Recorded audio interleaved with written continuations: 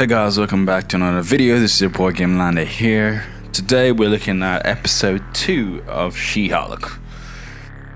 So in the last video when we discussed She-Hulk, where the CGI is pretty bad in this show, and the writing is quite spotty. It has not improved. Like, this episode has been such a waste of time, literally. It's not like last episode when things happen, it just didn't happen to be interesting or be done in a very interesting way that has any form of tension to it. It just heaps of clips keep on going, and this episode doesn't have interesting concept. Like, the concepts are pretty boring, like, because of the court scene in the last episode, the mild fight scene. Jennifer Walters got fired, right? She got fired from her job, so she now has to do job hunting. So this is what the entire episode revolves around: job hunting. A menial task. It didn't show her like, oh, she needs to find a job that she will lose her place, to keep, pay rent or something important that she has to do, her job allows her to do, that she's going to lose. There was not any tension like that. So she loses a job, she has to find a job. And when she do find a job, it's like they want her to be She-Hulk, and it's like, oh, that's the whole thing you want me for, and those kind of things. It's like, come on, like, it's pretty boring. Like, Jesus, I don't know. You could write this in so many more interesting ways than it is currently. It's very mind-boggling that they don't. It's very lazy. It's a very lazy attempt of writing a show or series or whatever. This episode has been so boring, and like, I'm thinking about the structure. It's like, oh my god, this episode is bad. This show is bad so far, but this episode is just boring, pointless. There's nothing it adds to the character, nothing it adds to anything. It's just there. Like, if you like female drama, I don't know, it might be interesting. If you like to see things about mundane life, it might be interesting to you. But it was interesting to me because even her apartment is a very nice apartment, very, very nice apartment. When I think back about like an apartment like Daredevil's apartment, where it's a nice, decent space. However, it looks a bit more, I guess, pretty and kind of run down in a sense. Even though it's a pretty good, nice apartment, it's a pretty spacious apartment nevertheless. But it's just how they presented it kind of makes sense, and even that too, like to be honest, there wasn't any attention this year. It was like things just happened. In this episode, things just happened. They're just going along with emotion, a lot of things. It wasn't, I don't know. Things just happen, guys. Like, this episode, things just really, really just happen. Like, just to remember what happened, just to be like, oh my god, things just happened. Oh my god. One of my biggest gripes with the series on a whole so far is that every time she transforms, her clothes doesn't tear. It's just kind of stretch. So it's not like she has special clothes or anything like that. Her clothes that she has on as tiny Jen, when she go Hulk mode, it actually fits. So there was a line when she basically said, "Oh, I have to go upgrade all my wardrobe now, so I can come to work." I was like, your regular clothes seem to fit, so why do you need to upgrade a wardrobe? So by this own show logic, some of the dialogue doesn't make any sense. The good thing about this episode, you can say, is that in this episode in particular, there wasn't any men that were really villains per se, or antagonistic per se.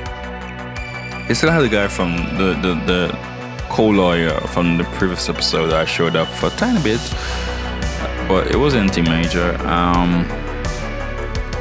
Most of the guys that you came across in this episode was really fairly nice, or let's go fairly nice. Treat her regular person. There wasn't anything too crazy in this episode in terms of the guys were written.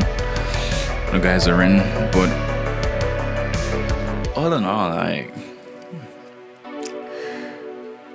there wasn't anything interesting, man. Like, even when she go back some to her family and stuff, and it's like, I think he's her brother or something. He seemed like just like a Chad type of guy that he isn't really successful in life. He's a regular job. Like, his views are very much like a regular job.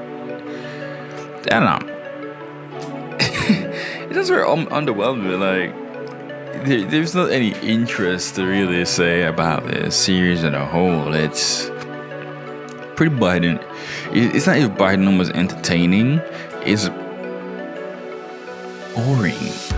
It's just boring. There's nothing. Like, you could probably skip this episode, and the only thing really of interest happened in this episode that she lost her job, she found a new job, and she's representing the Abomination. Right? And even handling of the Abomination, I didn't too like at all. I don't too like the angle of Abomination and Hulk in the series so far. Overall, like, the Hulk was poorly handled in the last episode, and the Abomination is poorly handled in this episode. And it's like, I don't know.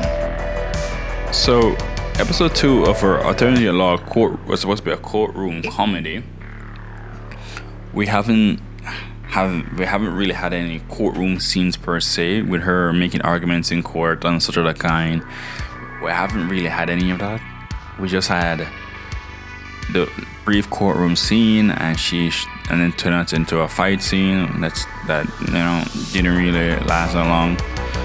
And it turns out in this episode to find out why the chick that was basically fighting Jennifer Walters last episode was at the court was because she was escaping from a speeding ticket that she probably didn't want to pay, and she's an influencer. So the chick, that person is an influencer, and she's just, oh my god.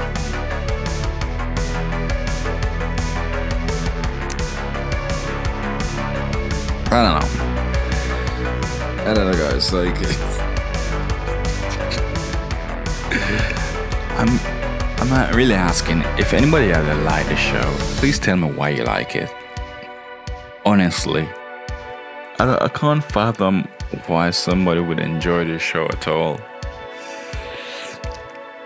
No. So the good thing is, the ship that basically crashed them off the road last episode, Hulk seems to be going off world, and I think that's what. So the continuity of the episode still kind of follow up in a sense. What else happened? Bro, it's like, oh my god, this series is poorly done. When I heard it announced that we're getting a She-Hulk movie, I went for a series. When the entire Phase 4 slate of series was announced, I was pretty excited, but now that we're getting it, it's like, boy, was I wrong to be excited. Oh my god, guys, this is bad storytelling, bad writing 101. I think based on this series, I don't know her in the comic, but based on the series, She-Hulk is one of those female characters that just really just will not even, if she's driving force for a movie or anything, I will not go. I don't. She's not a carrier. I'm not, based on the series that I've seen so far, I don't feel excited about anything that she will be including. And this is go for all the female character that has been announced in Phase 4. Shown in Phase 4. I'm not excited to see any of them in anything moving forward. And only person I'm kind of excited for now is Doctor Strange, Spider-Man, really. And I feel like when I watch Thor: Love and Thunder, I'm not gonna be excited to see Thor in anything more again, unless they drastically change the character, you know. But all in all, like, this episode, not much things of importance happen. She goes home to her family, they have a little discussion, whatever. Her dad asks her how she is, check on her room temp. Fine. At the end of the episode, she accepts the job, really. The job that she was offered at the beginning of the episode, she accepted at the end of the episode, and it was like, whatever. So there isn't any drama for the series in terms of tension. The biggest drama is internal, and I guess that's really, to be honest, that's really boring. That shit doesn't work. Like, it's not even her accepting. It's not that she's ashamed of being She-Hulk. She just wants people to view like she all think she can be She-Hulk. And I think, I don't know. I don't think that as a compelling thing. I think if it was a case that she was stuck as She-Hulk and she had to accept being She-Hulk, and people were like discriminating against her based on the fact that the Hulk was a destructive force, I guess that would be more interesting way to go with the series, for accepting who she is and try to basically show the world that she's quite in control and all this kind of stuff, compared to the Hulk in his earlier years, I guess, if you want. But given the fact that Hulk is pretty much liked now by everybody, I don't think She-Hulk should get a hard time. I think the most attention she probably would have gotten is dating, probably would be the most difficulty, and I don't know. Well, I don't know. It wasn't interesting to really watch or see. It was pretty by numbersly boring, and I'm not really interested to see what's come next. But we will keep on following up just to see what happens. Without further ado, guys, please like, subscribe, and leave a comment on the video. And how do you enjoy the content? And if you enjoyed this episode in the series so far, let me know. How the hell do you enjoy this? Please leave a comment and let me know. I'm back of you. See you guys in the next one. Peace. I've been watching you with dark eyes every night, counting up your sins. I keep a list and checking it twice. I know where you've been, I smell the sin, and you look